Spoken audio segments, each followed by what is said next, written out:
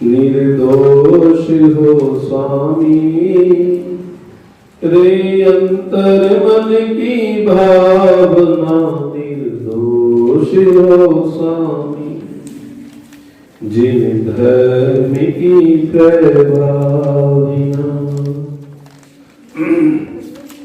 अपनी ऐसी भावना होनी चाहिए। ये पवित्र जिन शासन हमें और आप सबको महासौभाग्य से मिला है, जिस जिन शासन को और मनुष्य भव को प्राप्त करने के लिए देवता भी तरसते हैं, वैसा मनुष्य भव और पवित्र जैन शासन हमें मिला है। हम इस पर्याय में कुछ इस प्रकार का कार्य करें कि जो अनादि से आज तक नहीं किया। संसार में परिभ्रमण करते हुए अनंत काल व्यतीत हो गया है, लेकिन आज तक अपने को नहीं जाना, अपने को नहीं पहचाना, अपने में रमण नहीं किया, इसलिए संसार में परिभ्रमण कर रहे हैं। इस संसार परिभ्रमण को छेदने का एकमात्र उपाय आचार्य भगवान केवल एक ही बताते हैं कि भाई अपने को जानो, अपने को स्वीकारो और अपने में ही रमण कर जाओ तो तुम सुखी हो जाओगे। सुखी होने का एकमात्र यही उपाय पवित्र जैन शासन हमें और आपको बताता है। अपनी चर्चा उदीर्ण की चल रही थी पृष्ठ संख्या 35 पर कि जीव के परिणामों के निमित्त से कर्म की स्थिति पूरी हुए बिना ही कर्म के उदय में आकर फल देने को उदीर्ण कहते हैं। कल अपन ने दो चर्चा करी थी, अकाल मृत्यु की सापेक्षा है और अकाल मृत्यु की सापेक्षा नहीं होती है। ये दोनों चर्चाएं कल अपन ने बड़ी विस्तार से समझी थी, है ना। अब आगे देखो, आगे इसमें प्रश्न भी है। उसके बाद अपन की ये चर्चा जो कर रहे हैं, ये किसकी कर रहे हैं? नहीं, किसकी कर रहे हैं कि कर्म की 10 अवस्थाएं बताई थी ना। कौन कौन सी? बंध, सत्ता, उदय, उदीर्ण, है ना, उत्कर्षण, अपकर्षण, संक्रमण। अब अपनी कौन सी चर्चा आ रही है? उत्कर्षण, है ना। उदीर्ण तो समझ में आ गई सबके इधर? हाँ जी, इधर से बोलो, उदीर्ण समझ में आया कि नहीं आया? पीछे सबको उदीर्ण समझ में आ रही है? उदीर्ण मतलब कि अपने परिणामों के, हमारे परिणामों में इतनी निर्मलता हो जाए, उन परिणामों के निमित्त से कर्म जो है पहले ही आकर के खिल जाए। देखो, आपने 7 प्रकार के समुद्र घाट सुने होंगे। कितने प्रकार के? 7 प्रकार के। उसमें केवली समुद्र घाट होता है। सुना है कि नहीं सुना? केवली समुद्र घाट का मतलब क्या है? देखो, मेरे याद है जब विमला बहन ने यह कक्षा ली गुणस्थान प्रवेशिका की, तो उन्होंने कहा 6 महीना 8 समय में राजकुमार जी हम सबके घर में केवली आते हैं। क्या कहा? केवली अर्थात सर्वज्ञ भगवान की बात कर रहे हैं। कैसे आते हैं? कि केवली समुद्र घाट पता किसे कहते हैं? कि जब अरहंत दशा में कितने कर्म शेष रह जाते हैं? जब अरहंत बन जाते हैं तो कितने कर्मों का नाश होता है अरहंत बनने पर? 4। कौन कौन से? ज्ञानावर्णी, दशनावर्णी, मोहिनी और अनंत। इन 4 कर्मों का नाश होने पर तो अरहंत दशा प्रकट होती है। बचते कितने हैं? कि 4। कौन कौन से? आयु, नाम, गोत्र और वेदी। ये 4 कर्म शेष बचते हैं ना। हाँ जी, कोई पीछे से बोला ना अभी कुछ? आयु, नाम, गोत्र और वेदी, 4 कर्म बचते हैं। तो केवली समुद्र घाट किसे कहते हैं? कि केवली समुद्र घाट इसे कहते हैं कि भगवान की आयु तो रह जाए थोड़ी, माने अरहंत दशा में शरीर में तो अपन कब तक रहते हैं कि जितनी अपनी आयु होती है। आयु प्रमाण रहते हैं ना, समझ में आने बात? ये तो जितनी आयु होगी उतने काल तक इस शरीर में रहना होगा और जब आयु पूरी हो जाएगी तो इस शरीर को छोड़ना पड़ेगा। तो अरहंत भगवान की जो अरहंत दशा में जो जीव पहुंचा है, वो उन जीव की आयु तो रह गई थोड़ी, और नाम, गोत्र और वेदनीय, इन 3 कर्मों की सत्ता रह गई ज्यादा। उदाहरण, भगवान, ध्यान से सुनो, उदाहरण दे रहा हूं। भगवान की आयु तो रही 3 दिन की, और वे जो बाकी 3 कर्म बचे, कौन कौन से?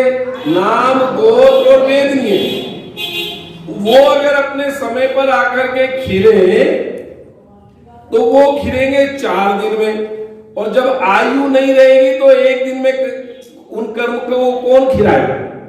तो इसलिए उन 3 कर्मों की स्थिति आयु के बराबर करने के लिए, समझ में आ रही बात? नहीं आई समझ में भाभी के मन में?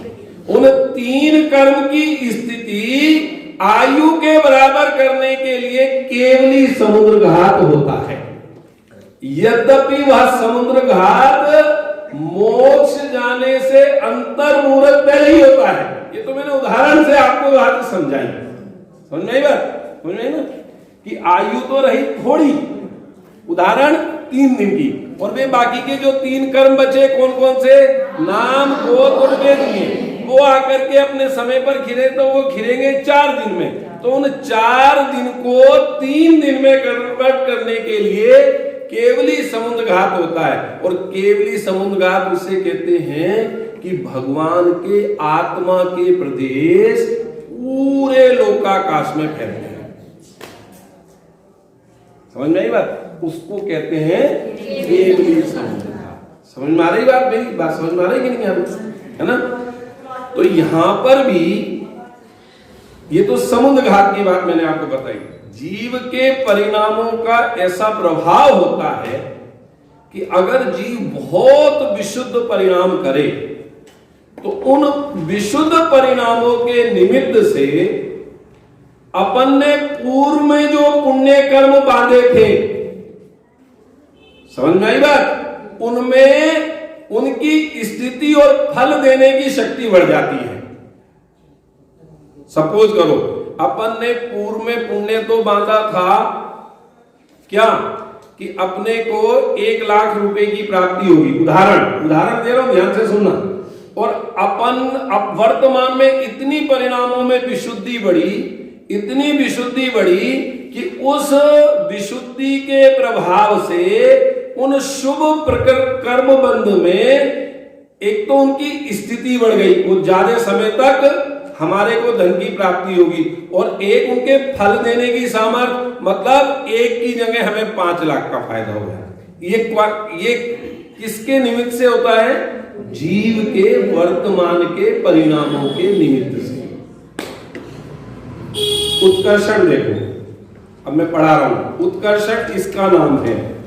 जीव के परिणामों के निमित्त पाकर कर्म के स्थिति अनुभाग के बढ़ने को उत्कर्षण कहते हैं। समझ में आई बात? किसके? अरे किस? हाँ, पढ़ो पूरी परिभाषा। उत्कर्षण किसे कहते हैं?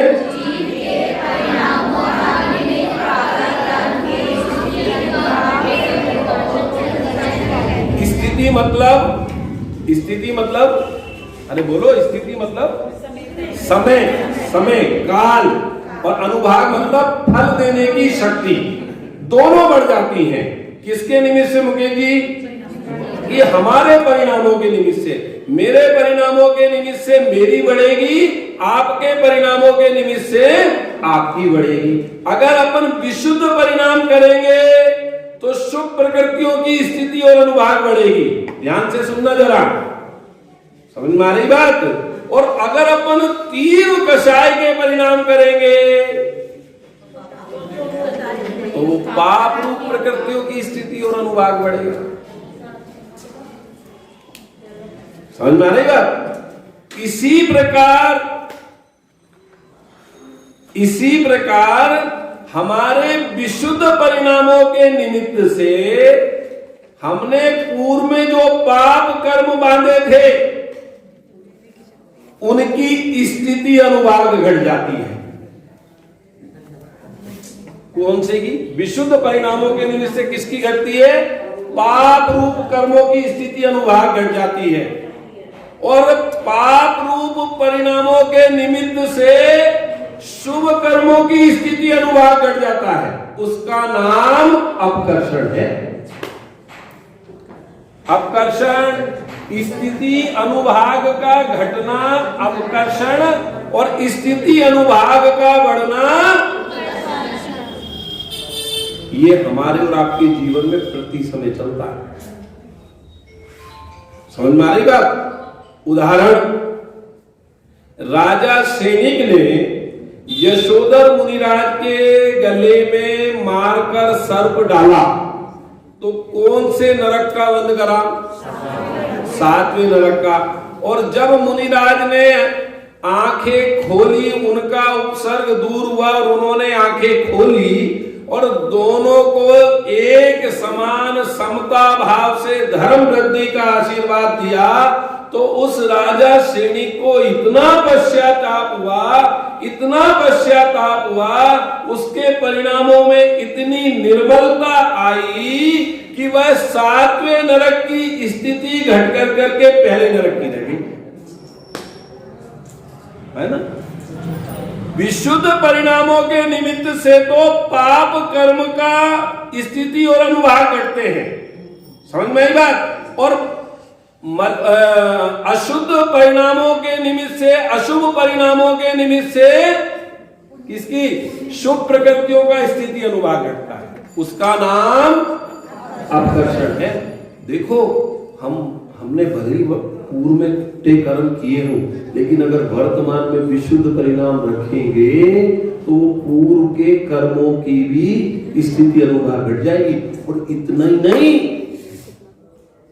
अगर और विशुद्धि परिणामों की बढ़ गई तो वो सारा का सारा पाप, सारा का सारा मतलब पूरे जीवन का नहीं, लेकिन उसमें से बहुत सारे पाप के परमाणु पाप बंद, वो सारा का सारा पुण्य में कन्वर्ट हो जाएगा अगर परिणामों में विशुद्धि बढ़ गई।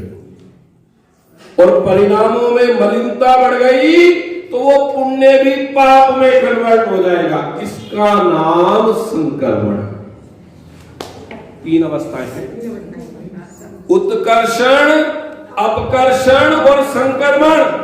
इनका संबंध हमारे वर्तमान के परिणामों से है। राजकुमार जी, हम वर्तमान में परिणामों की विशुद्धि बढ़ाएंगे तो हमारे पुण्य रूप प्रकृतियों का स्थिति और अनुभाग बढ़ेगी और पाप रूप प्रकृतियों की स्थिति अनुभाग घटेगी और अधिक विशुद्धि बढ़ेगी तो हमारे पाप कर्मों का संक्रमण अर्थात पाप भी पुण्य में कन्वर्ट हो जाएंगे। देखो कैसी गजब की बात है। इसलिए क्या करना? सदा अपने परिणाम संभालने का उपाय रखना। तुम किसी का बुरा मत सोचो, तुम्हारा भला अपने आप हो जाएगा। जाओ ओके जी, अपन किसी का बुरा नहीं सोचे तो हमारा भला तो अपने आप होगा। और आपने किसी का बुरा सोचा, उसका बुरा होगा कि नहीं होगा? आपका गारंटी बुरा होगा। जिनवानी कह रही भैया, मैं नहीं कह रहा अपने घर से,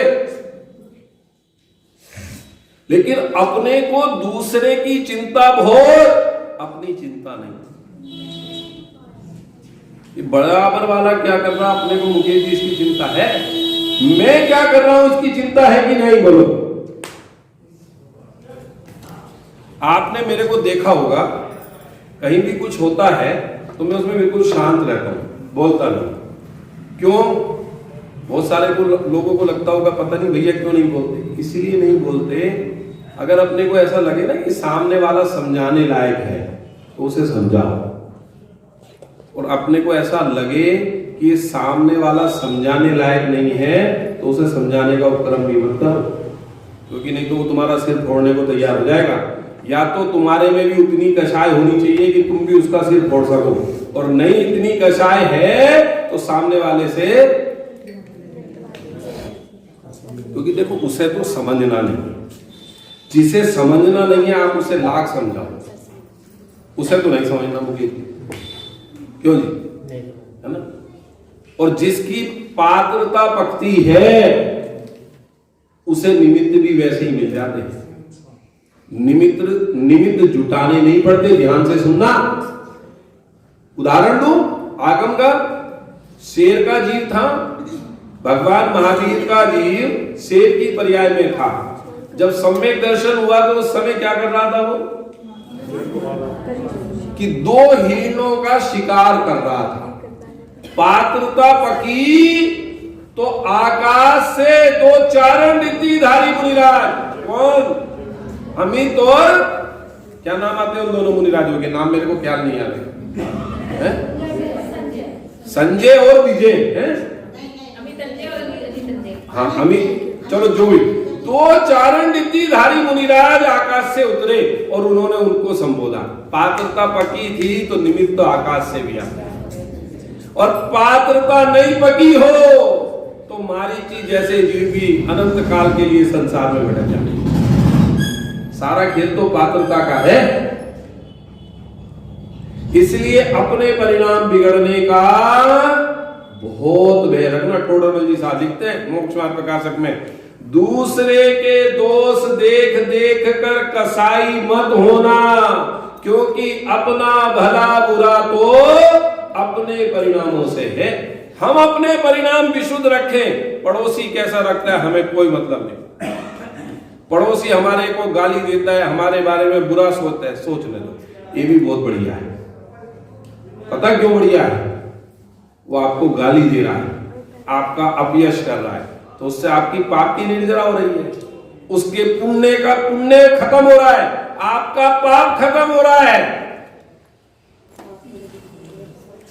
आपको गाली दी तो पाप के उदय में, और उसने गाली देने लायक उसके योग्यता हुई वो पुण्य के उदय में, तो उसके तो पाप की निर्जरा हुई तुम्हारे को तो, और उसके पुण्य की निर्जरा हुई। उसका पुण्य बेकार में गया, उसका क्या कहलाएगा?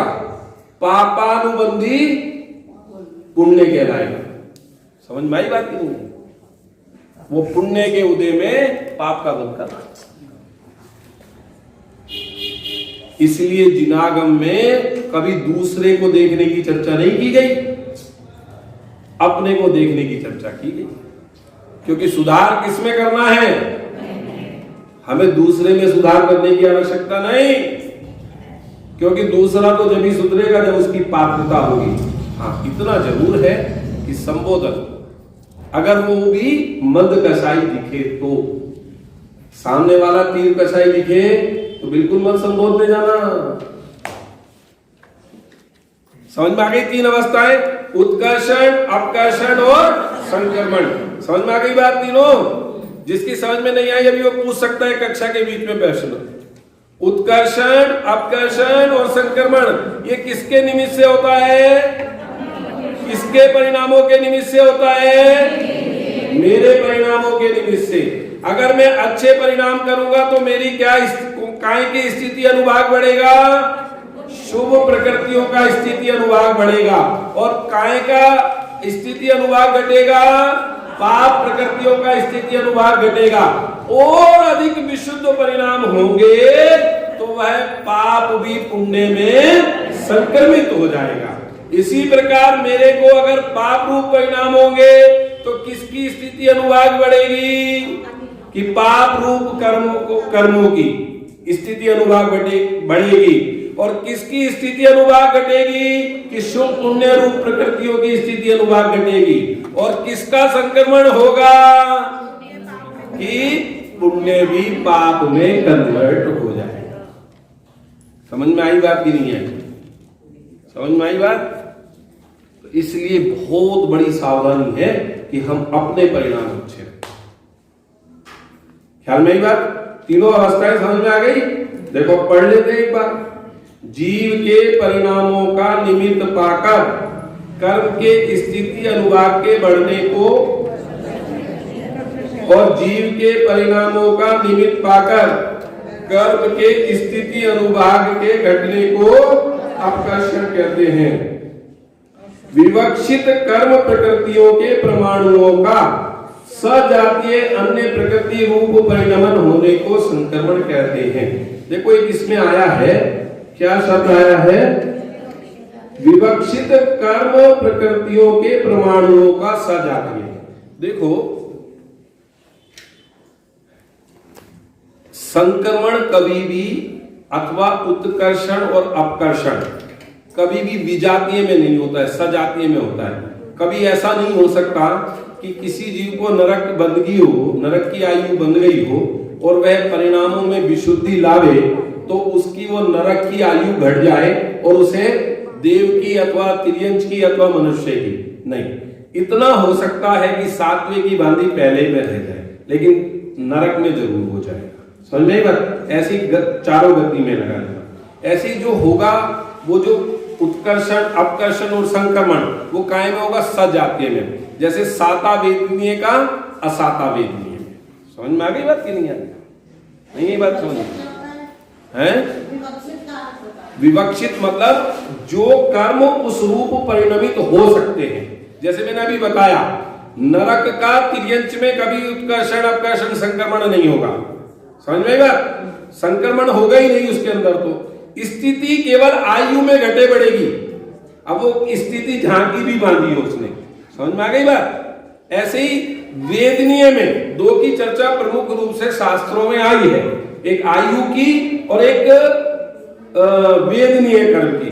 साता प्रकृतियों का असाता प्रकृतियों में, असाता प्रकृतियों का साता प्रकृतियों में, और इसी में स्थिति अनुभाग के घटने को यहाँ पर लिया गया है। विवक्षित मतलब जिस कर्म की चर्चा अपन यहाँ पर करें। समझ में आ गई बात? देखो आगे वो खुलासा भी कर रहे हैं, नीचे देखो। विशुद्ध परिणामों के निमित्त से पूर्वबद्ध असाता वेदनीय प्रकृति के परमाणुओं का साता वेदनीय रूप तथा संक्लेश परिणामों के निमित्त से, संक्लेश परिणामों से साता वेदनीय के परमाणुओं का असाता वेदनीय रूप परिणमन होना। आगे बात समझ में? साता का असाता में और असाता का साता में। इसमें भी इतना विशेष है, मूल प्रकृतियों में परस्पर संक्रमण नहीं होता। ज्ञानावर्णी का दशनावर्णी में, दशनावर्णी का मोहिनीय में, मोहिनीय का अंतराय में, इस तरह संक्रमण नहीं होता। चारों आयुओं का आपस में संक्रमण नहीं होता। मोहिनीय का उत्तर में दर्शन मोहिनीय का चारित्र मोहिनीय में संक्रमण नहीं होता।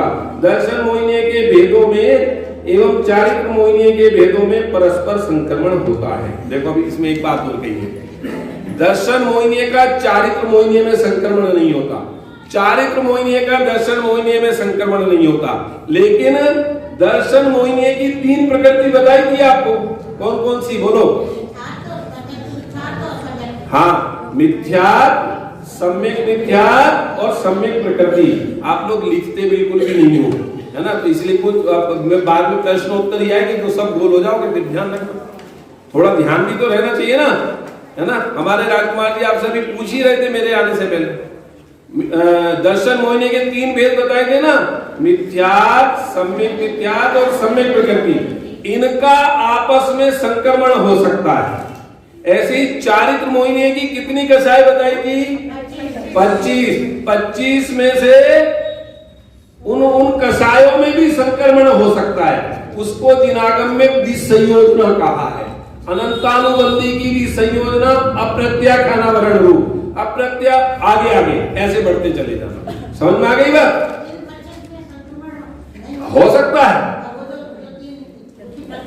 25 में अपनी जो चर्चा कर रहे हैं, जैसे अनंतानुबंधी की भी संयोजना, अप्रत्याख्यानावरण रूप। समझ में आई बात? फिर उसकी संयोजना भी हो सकती है, ध्यान से सुनना।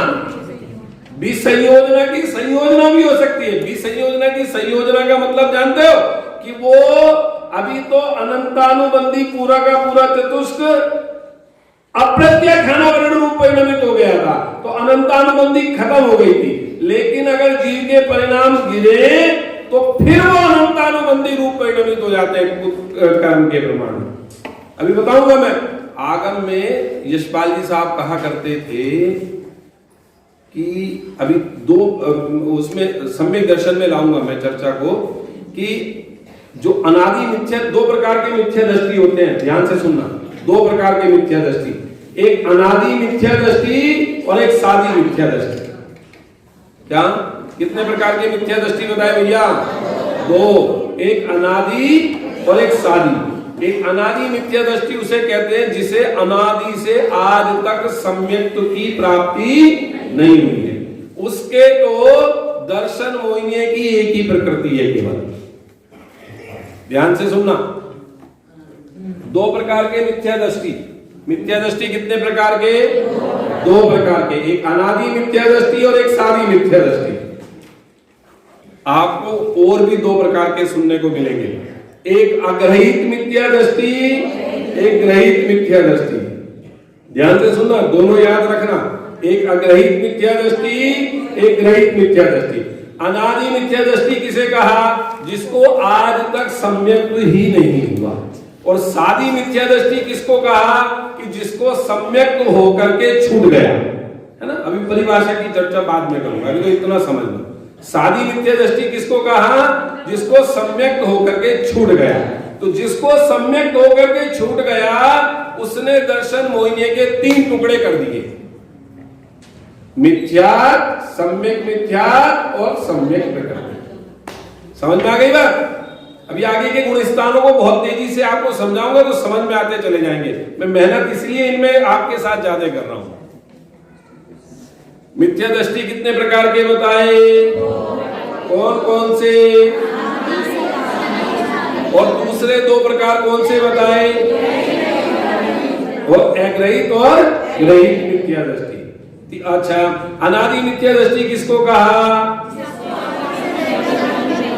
जिसको आज तक सम्यक्त्व की प्राप्ति। और सादी मिथ्या दृष्टि किसको कहा? जिसको सम्यक्त्व प्राप्त होकर के छूट गया है, उसको क्या कहते हैं? सादी मिथ्या दृष्टि कहते हैं। ऐसे ही अग्रहित मिथ्यात्व, है ना, और एक ग्रहित मिथ्यात्व होता है ना। एक अग्रहित मिथ्यात्व होता है और एक ग्रहित। ये तो मिथ्या दृष्टि बताया अभी हमने आपको, लेकिन मिथ्यात्व भी दो प्रकार का होता है, एक अग्रहित और एक ग्रहित। अग्रहित मिथ्यात्व जानते हो किसे कहते हैं? अग्रहित अ माने नहीं, ग्रहित माने ग्रहण है, मतलब जो नया ग्रहण नहीं किया, अर्थात जो अनादि से हमारे साथ लगा हुआ है, उसको कौन सा मिथ्यात्व कहते हैं? अग्रहित मिथ्यात्व। और ग्रहित मिथ्यात्व किसको कहते हैं? जो हमने नया ग्रहण किया। क्या कहा? अग्रहित मिथ्यात्व किसको कहते हैं? जो अनादि से हमारे साथ लगा हुआ है। और ग्रहित मिथ्यात्व किसको कहते हैं? जो हमने नया ग्रहण किया है। समझ में आ गई बात? समझ में आ गई? एक तो करेला कैसा होता है? कड़वा, और उसमें भी नीम है ना। ऐसे अनादि से हम दुखी तो पहले से ही थे, किसके कारण? मिथ्यात्व के कारण। और यहां आकर के नया मिथ्यात्व और ग्रहण कर लिया, उसका नाम क्या कहलाया? ग्रहित मिथ्यात्व। मतलब जो नया ग्रहण किया हो। है जी? क्या जी? चोला चढ़ाते हैं। अब अभी चर्चा करेंगे, वो तो ग्रहित मिथ्यात्व भी बताएंगे और आपको अग्रहित मिथ्यात्व भी बताएंगे। अभी अब अपन चर्चा पे आ जाते हैं अपने पहले नंबर के गुणस्थान पर। गुणस्थान नंबर 1 यहां तक आपके समझ में आ गया? चलिए, अब उपशांत की चर्चा में कल करूंगा। चलिए निकालिए गुणस्थान नंबर 1, पेज नंबर 61। मिच्छोदयेन मिच्छतम् सदहनं तु तच्च अर्थानम् एयन्तं विविरीयम् विनयं संसदि विनयं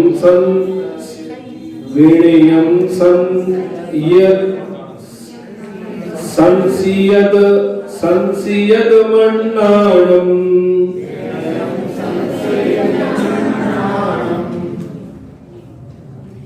देखो, दर्शन मोहिनीय मिथ्यात्व कर्म के उदय के समय में अर्थात निमित्त से होने वाले जीव के अतत्व श्रद्धान रूप भाव को मिथ्यात्व गुण स्थान कहते हैं। अपन कौन से गुण स्थान में है अभी? कौन से में है?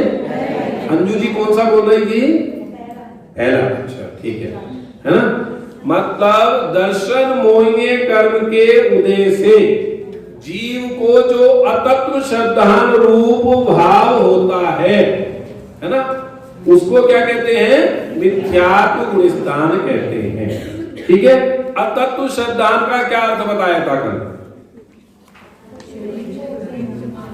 अरे बोलो। है? नहीं भाई साहब, 7 तत्व के नाम तो राजकुमार जी आपको याद करा देंगे, परिभाषा भी बता देंगे। हाँ, शरीर को ही ये मानना कि मैं हूं, शरीर को ही जीव मानना, इसका नाम अतत्व श्रद्धान है। अब उसे 7 भागों के माध्यम से आपको हम समझाएंगे, जिनको कहते हैं 7 तत्व: जीव, अजीव, आश्रव, बंध, संवर, निर्जरा और मोक्ष। इनकी विपरीत श्रद्धा का नाम मिथ्यात्व है, ऐसा भी जिनागम में कहा गया है। ठीक है। अब देखो, मिथ्यात्व कितने प्रकार का होता है? 5 प्रकार का। कितने प्रकार का होता है? 5 प्रकार का मिथ्यात्व होता है। अभी हाँ जी, हाँ बिल्कुल। अच्छा एक बात तो बताओ, ये आपने बता तो दिए, एकांत मिथ्यात्व किसे कहते हैं? बोलो। अरे बोलो। ऐसा ही है। अपेक्षा से निर्णय करना। वस्तु के एक अंश को सर्वथा मान लेना। जैसे आत्मा नित्य है तो उसे सर्वथा नित्य ही मान लेना कि आत्मा कभी मरता नहीं है। सर्वथा ऐसा मानना, इसका नाम एकांत मिथ्यात्व है। ध्यान से सुनना, कल उदाहरण दिया था, चलता हुआ पंखा चल भी है और अचल भी है। अपन ऐसा मान ले कि सर्वथा चल ही है, तो ये एकांत मिथ्यात्व कहलाएगा। समझ में आ गई बात? माने वस्तु के एक अंश को सर्वथा मानना, इसका नाम एकांत मिथ्यात्व है। देखो जैसे मैं उदाहरण देता हूं, छोटा बच्चा होता है, हाँ जी सुनो जरा, छोटा बच्चा होता है ना भाभी, तो आप किसी की बुआ भी होंगी, है ना? तो अगर छोटा बच्चा हो तो उससे कहें कि ये तो मेरी बुआ है, मैं कहूं कि ये तो मेरी बुआ है, तो बच्चा रोने लगता है। वो क्या कहता है कि नहीं ये तो मेरी ही है। मेरी है मतलब ये केवल मेरी है और किसी की नहीं है ना? इसलिए तो उसको दुख होता है ना। अब जबकि वे उसकी बुआ है, मेरी चाची है, किसी की ताई है, किसी की मम्मी है, किसी की नानी है, किसी की पत्नी है, सारे धर्म एक ही महिला में है कि नहीं? लेकिन छोटे बच्चे को अज्ञान के कारण ये भ्रम हो जाता है कि नहीं ये तो केवल मेरी मम्मी ही है, मेरी चाची ही है, मेरी बुआ ही है, तो वो रोने लगता है। क्यों? क्योंकि वो वस्तु के सर्वांश को नहीं जानता मानता है, उसने केवल एक पक्ष को स्वीकार किया और वो रोने लगता है। ऐसी जो वस्तु के केवल एक अंश को सर्वथा मान लेता है, उसका नाम राजकुमार जी एकांत मिथ्यात्व है। मैं बहुत देर से सोच भी रहा था कि ये एकांत मिथ्यात्व को मैं आपको कैसे एक्सप्लेन करूं, तो मेरे ख्याल में ये बात आई। समझ में आई बात? समझ में आ गई बात कि नहीं आई? क्यों साधना समझ में आई? बोलो। आप किसी की ताई है, सब है ना, ताई तो है, तो ताई है। अब उस छोटी बच्ची से कहे, दूसरा बच्चा कहे कि नहीं ये तो मेरी मम्मी है ना? आपका बेटा कहे ये मेरी मम्मी है, वो छोटी बच्ची नहीं ये तो मेरी ताई है। वो दुख क्यों हुआ? क्योंकि वो है वस्तु के दूसरे पक्ष को स्वीकार नहीं करता। इसका नाम एकांत मिथ्यात्व। विपरीत मिथ्यात्व माने उल्टा मान लेना। क्या उल्टा मान लेना? अनंत पीरे जी कैसे कि हिंसा में धर्म होता है। इसका नाम क्या है? बड़ी दबी सी आवाज में आ रहा है तो इसमें भी कोई संशय है क्या? हैं? हिंसा में धर्म होता है कि नहीं? जरा जोर से बोलो, उपवास से थोड़ी बैठे हो सारे। आज अष्टमी है, हो सकता है हमारे राजकुमार जी जैसे उपवास से भी हो। बहुत बढ़िया भाई, साधुवाद का पात्र है हमारा भाई। हैं? बोलो क्या कहा? हिंसा में धर्म मानना, इसका नाम क्या है? विपरीत मिथ्या। एक बात अभी तो इतनी सुनो, है तो अपन ये दिख तो रहा है शरीर, और इसे मानना जीव कि मैं ही जीव हूं, शरीर की उत्पत्ति में अपनी उत्पत्ति, इसका नाम भी विपरीत मिथ्या है। उल्टी मान्यता है ना छूटेगी? बोलो ये पर्याय छूटेगी कि नहीं छूटेगी? छूटेगी। शरीर यही पड़ा रह जाएगा कि नहीं रह जाएगा? रह जाएगा, और इसी को अपन अपना माने बैठे हैं। इसका नाम क्या है? विपरीत और विनय मिथ्या। बड़ा कैड़ा काम हो गया भैया।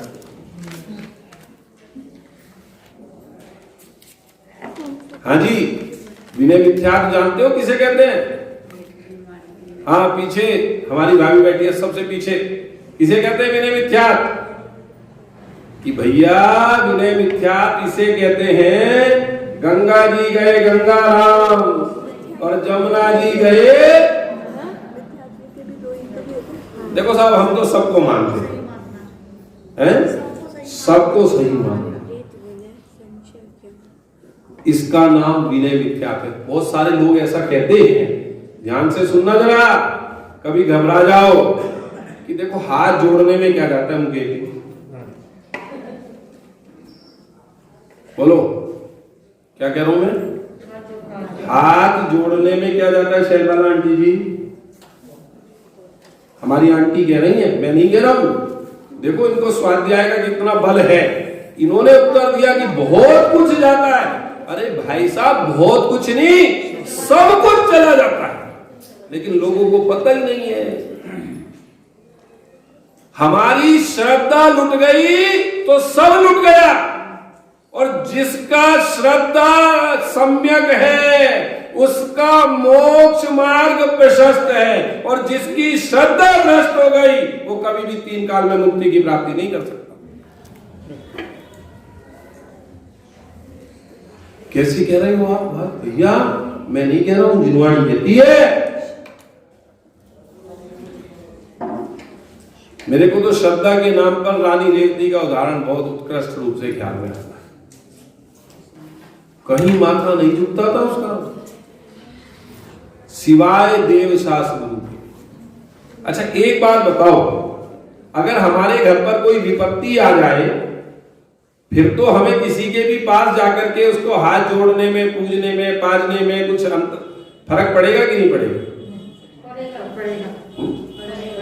सुनो,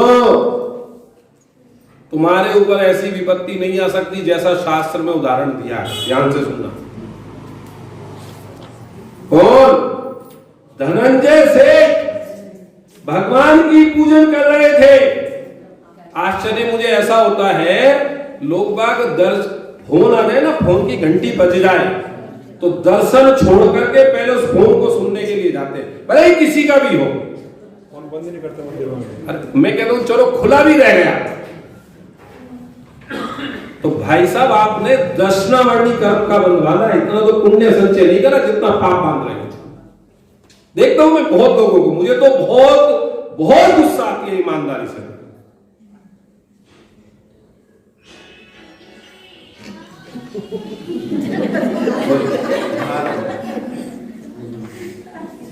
आप विचार करो कि आप कितने तीर, अभी मैं बताऊंगा ये दर्शन मोहिनी कर्म मिथ्यात्व जीव को बंधता कैसे है। और हम तो सोच रहे हैं हम धर्म कर रहे हैं, कुछ धर्म नहीं कर रहे आप। आपने भ्रम पाल रखा है कि हम धर्म कर रहे हैं। धनंजय से बोले साहब हमें अपने घर की जानकारी रखनी होती है, इसलिए हम फोन को, मोबाइल को चालू रखते हैं, अथवा जो भी आप करते हो। भाई साहब आपके पुण्य का उदय होगा तो आपके परिवार को कुछ नहीं हो सकता, और पाप का उदय होगा तो आप लाख कोशिश करना कोई बचा नहीं सकता। धनंजय से उसके पुत्र को सर्प ने डस लिया, भगवान की पूजा कर रहे थे। लोगों ने आकर के कहा, क्यों हमारे तो घर में बच्चे को छींक आ जाए तो हम पूजा छोड़ो, अभी दर्शन भी बाद में आकर के कर लेंगे, भगवान कहां भगे जा रहे हैं?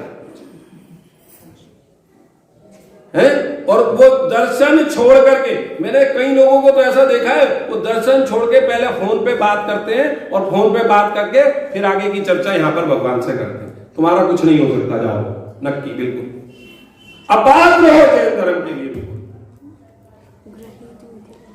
बहुत कठोर शब्द कर रहा हूं मैं। धनंजय से सर्प ने बच्चे को डस लिया और पत्नी चिल्लाती हुई मंदिर में ही लाकर के गिर गई। बोले तुम करो अपने भगवान की भक्ति, हमारा पुत्र तो गया, लेकिन फिर भी उसने पूजा नहीं छोड़ी। अब हम चाहते तो भगवान से इतना बड़ा फल है, और श्रद्धा हमारी इतनी सी भी नहीं है, तनिक सी श्रद्धा नहीं है। जरा सा पेट में दर्द हो जाए, पेट के दर्द की सूचना घर से आ जाए तो भगवान की पूजा जाप सब छोड़ कर करके भग जाएंगे। बोलो कहां से हमारे को अतिशय, जिसको हम कहते हैं ना, वो अतिशय दिखाई कैसे दे?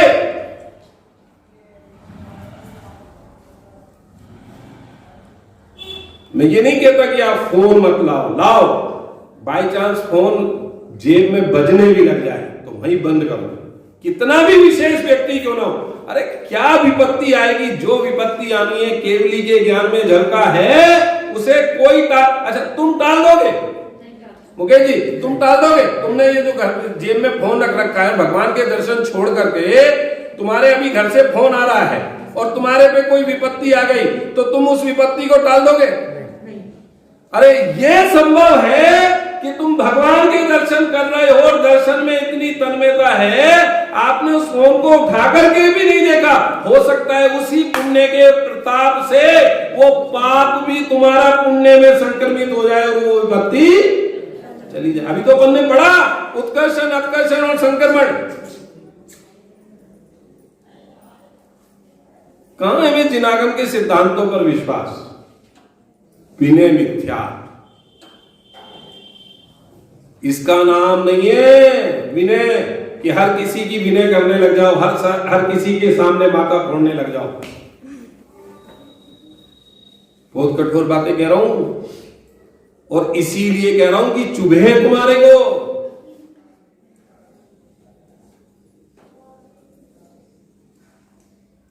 कि साहब हम तो जो भी कोई आता है, जय भगवान जी साहब, देखो साहब हम तो समझ में आई बात? रानी रेवती ऐसी नहीं थी। हम तो समझ में आई बात? किसकी विनय करना और कैसे करना, ध्यान से सुनना। आपको पता है पंच परमेष्ठी में कौन कौन आते हैं? बताओ जी, आप बताओ पंच परमेष्ठी में। हाँ हाँ हाँ हाँ, बहुत सुंदर। अरहंत परमेष्ठी, सिद्ध परमेष्ठी, आचार्य परमेष्ठी, उपाध्याय परमेष्ठी और साधु परमेष्ठी। इनमें से सिद्ध भगवान तो सिद्धालय में विराजमान हो गए। चार परमेष्ठी कैसी हैं? मुनि अवस्था रूप है ना, नग्न रूप है ना भाई, मुनि, उपाध्याय, आचार्य और अनंत भगवान, चारों वीतराग रूप है। चारों की वीतराग दशा है कि नहीं है? है कि नहीं है? तो पूज्य तो यही हुए ना, अष्टद्रव्य से यही पूज्य होते हैं और भी कोई पूज्य होता है? अरे जोर से बोलो, इनके सिवा कोई दूसरा अष्टद्रव्य से पूज्य होता है कि नहीं होता है? अगर पूजते हो तो इसका नाम क्या है? अरे जोर से बोलो, कौन सा मिथ्या है? अग्रहित नहीं, ग्रहित मिथ्या है। मैं नहीं कह रहा, जिन्होंने। एक बात आपको पता है, मुनिराज को क्या कहते हैं? बोलो भाभी जी, नमोस्तु। माता जी को क्या कहते हैं? चुल्लक जी को क्या कहते हैं? क्यों कहते हो? ब्रह्मचारी को क्या कहते हैं? जय जिनेन्द्र। यथा योग्य विनय करना। ब्रह्मचारिणी बहन होंगी तो जय जिनेन्द्र का अभिवादन, क्षुल्लक जी होंगे, इल्लक जी होंगे तो घुटने तक, पूरा नहीं, ध्यान से सुनना, अभी चरणानी योग भी नहीं पता है। घुटने तक झुक करके उन्हें इच्छामी करना। अनंत बीरे जी ध्यान से सुनना जरा, घुटने तक झुक करके इच्छामी करना। और माता जी को वंदामी कहा जाता है, नमोस्तु नहीं कहा जाता। एक बात। दूसरी बात, माता जी, क्षुल्लक, इल्लक, ये कोई भी साधु प्रवेष्टि में नहीं आते। ध्यान से सुनना, क्या कहा मैंने अभी? साधु प्रवेश, ये तो पंच प्रवेष्टि। एक ने मेरे से प्रश्न पूछा था कि माता जी पंच प्रवेष्टि में से कौन सी प्रवेष्टि में आती है? कि कोई सी प्रवेष्टि में नहीं आती। ध्यान से सुनना, क्यों? क्योंकि पंच परमेष्टि पूज्य होते हैं अष्टद्रव्य से, और इनके सिवा कोई पूज्य नहीं होता है अष्टद्रव्य से।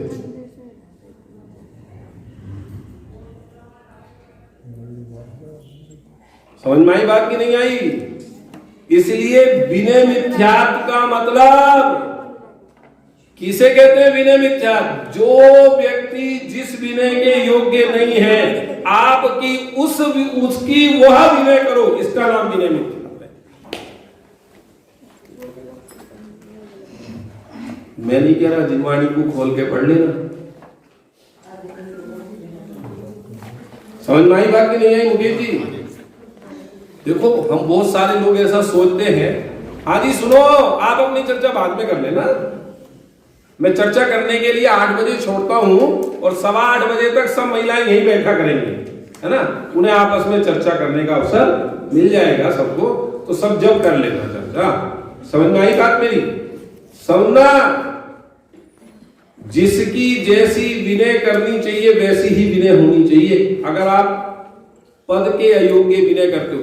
अच्छा, एक और बात है, हम बहुत सारे लोग अपने आप को बड़ा गौरवान्वित महसूस सा करते हैं। पैम्पलेटों में नाम आ जाते हैं, पोस्टरों पे नाम चिपक जाते हैं।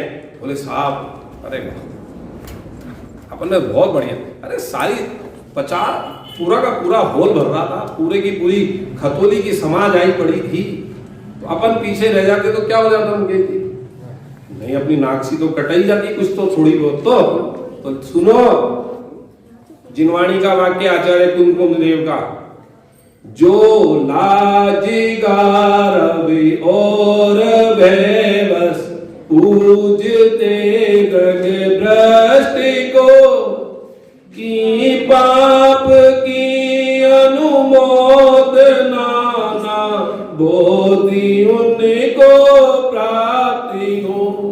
जो लज्जा के वश, लोग क्या कहेंगे मैं नहीं जाऊंगा तो, भय के वश कोई मेरा बहिष्कार ना कर दे, लाज गारव, और अभी अरे मैं जाऊंगा तो मेरा मान बढ़ेगा, लोग कहेंगे देखो कितने अच्छे हैं, सज्जन हैं, ऐसे हैं, अथवा भय से समाज मेरा बहिष्कार कर देगी तो। इसलिए लिखा आचार्य कुंद देव ने, जो लाज गारव और भयवश पूजते द्रग भ्रष्ट को, दर्शन से वो भ्रष्ट है उसको पूजते हैं, कि पाप की अनुमोदना, उन्होंने पाप की अनुमोदना की है, ना बोध ही उनको प्राप्त हो, उन्हें 3 काल में भी रत्नत्रय की प्राप्ति नहीं होगी। ध्यान से सुनना, समझ में आ रही बात? ये रत्नत्रय के कारण हम सच्चे सुख को प्राप्त कर सकते हैं। समझो तो सही, धर्म किसे कहते हैं? धर्म इसका नाम नहीं है डबा डब डबा डब डबा डब डबा डब जाने का नाम। अरे जैन शासन है ये। आपको पता है देवागम स्तोत्र में आचार्य कलिकाल सर्वज्ञ समंतभद्र स्वामी ने भगवान महावीर की भी परीक्षा लेकर के नमस्कार किया है।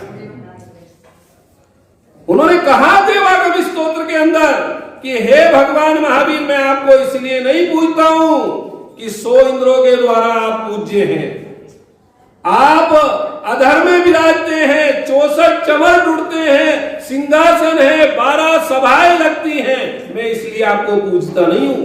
अरे हम तो उनके वे हमारे, हम उनकी संतान है भाई साहब, हमारे वंशज तो वे हैं, है ना। हम तो उनकी संतान है ना, जिन्होंने भगवान महावीर की भी परीक्षा लेकर के राजकुमार जी नमस्कार किया कि फिर किस लिए पूछते। भगवान महावीर ने पूछा भैया फिर किस लिए पूछते हो मेरे को, कि आप वीतरागी हो, सर्वज्ञ हो, हितोपदेशी हो, इसलिए पूछते हैं। तो जैन शासन में तो वीतराग का पूज्य है भाई साहब, इसके सिवा कोई पूज्य नहीं, इसलिए यहां पर लिया विनय मिथ्या। समझ में आई बात? ऐसे ही नहीं हर किसी की हर प्रकार की विनय कर लेना, तो आप समझ लेना आप मिथ्या दृष्टि हो। भले ही अपने समाज, भले ही आपको तमका बहुत ऊंचे वाला दे दे कि देखो समाज सेवी, धर्मनिष्ठ और कौन कौन से तबके, आपको पता है राजेश्वरी सो नरकेश्वरी, राजकुमार जी कह रहे नरकेश्वरी, और वो गलत नहीं कह रहे। चक्रवर्ती चक्रपद में मरता है तो 7वें नरक जाता है, और चक्रवर्ती चक्रपद को त्याग करके स्वर्ग और मोक्ष में जाता है। इसलिए और समझो तुम्हारी कोई प्रशंसा करने वाला नहीं है। अभी आंख मिची, 2 दिन चर्चा रहेगी कि कल्पेंद्र भैया बहुत अच्छे थे, कक्षा लेते थे, लेकिन कठोर भी बहुत बोलते थे, और 2 दिन के बाद कोई नहीं जानेगा कि कौन कल्पेंद्र था। मेरी बात नहीं, सभी की बात ऐसी है। इसलिए हम अपने नाम की प्रशंसा के चक्कर में कम से कम जो विनय के योग्य नहीं है उनको सच्चे देव सास गुरु जैसी विनय तो हम ना देंगे कम से कम, क्योंकि उस विनय से तुम्हारे भवांतर बिगड़ेंगे। यहां तो समाज में तुम्हारे को 2 ही व्यक्ति बुरा कहने वाले मिल सकते हैं, टेंशन नहीं। रानी रेवती जब भगवान के समोसरण को भी नहीं देखने गई थी तो बहुत लोगों ने उसे बुरा कहा होगा, अनंत विजय थी, कहा होगा कि नहीं। भगवान के समोसरण को देखने नहीं गई कि हाँ उसका निर्णय था, मजबूत निर्णय था कि तीर्थंकर 24 होते हैं, 25 होते नहीं, और ये बहरूपिया है कोई ना कोई 25वें का रूप धर करके आया। इतना निर्णय मजबूत चाहिए तब सम्यक की पात्रता बनती है। एक बात कहकर के अपनी बात खत्म करता हूं। टोडरमल जी साहब ने मोक्ष मार्ग प्रकाशक के 7वें अधिकार में लिखा, क्या लिखा? देवादि की प्रतीति करे, हैं? देवादि की प्रतीति करे, बहुत शास्त्रों का अभ्यास करे, व्रतादि पाले, तपश्चरणादि करे, उसको तो सम्यक होने का भी अधिकार नहीं है। यदि समझ में आएगा क्यों? क्योंकि अगर उसके जीवन में तत्वाभ्यास नहीं, निर्णय तुम्हारे जीवन में तत्वाभ्यास मजबूती देगा। दुनिया इधर की उधर झूम जाए, पाताल ऊपर चला जाए और ऊर्ध्वलोक नीचे आ जाए, तो भी जय सम्यक दृष्टि के श्रद्धान को कोई स्खलित नहीं कर सकता। इतना अटूट श्रद्धान होता है सम्यक दृष्टि को, जो हमें और आपको अपनी पर्याय में, अपनी परिणति में प्रकट करना है भाई साहब। आज रानी रेवती का उदाहरण इसलिए नहीं दिया जाता, इसलिए दिया जाता है कि उसका श्रद्धा इतनी मजबूत थी कि वीतरागी देवसास गुरु के सिवा उसने अपना कहीं भी मस्तक नहीं झुकाया। ऐसे ही हमारे जीवन में भी सच्चे देव की, सच्चे शास्त्र की और सच्चे गुरु की विनय बनी रहे। जिसके जीवन में इनकी विनय नहीं होगी, इनका आदर नहीं होगा, इनकी आराधना नहीं होगी, उसके जीवन का कभी उत्थान नहीं हो सकता। और इन्हें छोड़ करके जो अन्य की आराधना करेगा उसका भी उत्थान नहीं हो सकता। हम और आप अपने जीवन में सच्चे देव सास गुरु की आराधना पूर्वक अपनी परिणति में सम्यक को प्रकट करें। इसी पवित्र मंगल भावना के साथ आज की बात समाप्त